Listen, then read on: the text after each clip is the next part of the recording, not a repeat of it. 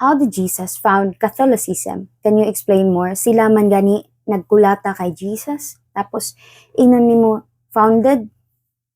Okay. Totoo ba na mga paring Katoliko talaga ang nagpapatay kay Jesus? Basahin muna natin po sa Gospel of Matthew 26, 3-4. Then the chief priest and the elders of the people assembled in the palace of the high priest, whose name was Caiaphas, and they schemed to arrest Jesus secretly and kill him. Sino po ang binanggit sa Biblia? Chief priest po. Tingnan po natin kung ano yung kahulugan ng chief priest sa enterbible.com. Chief priest. Chief priests were high-ranking priests in the Jewish temple. They performed sacrifices and other rites required by the Jewish religious laws. With the elders and the scribes and the chief priests constituted a council of the highest-ranking Jews in Jerusalem during Jesus' time. So, ang mga chief priests pala, mga high-ranking priests sa Jewish temple, mga Hudyo sila, hindi Catholic priest. Kaya malina po na hindi Catholic priest ang pumatay kay Jesus.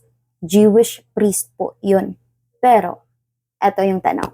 Dapat ba natin silang sisihin na pinatay nila si Jesus? The Catechism of the Catholic Church said, sinners were the authors and ministers of all the sufferings that the divine Redeemer endured.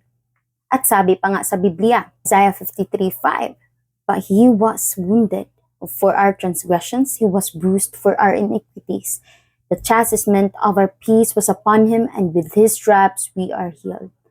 At ayon pa nga sa 1 Peter 2:24, he himself bore our sins in his body on the tree that we might die to sin and live to righteousness. By his wounds you have been healed.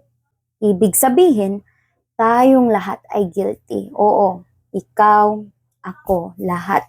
Nag-suffer si Jesus dahil sa ating mga kasalanan, hindi dahil sa isang grupo lamang ng mga Jewish na pari.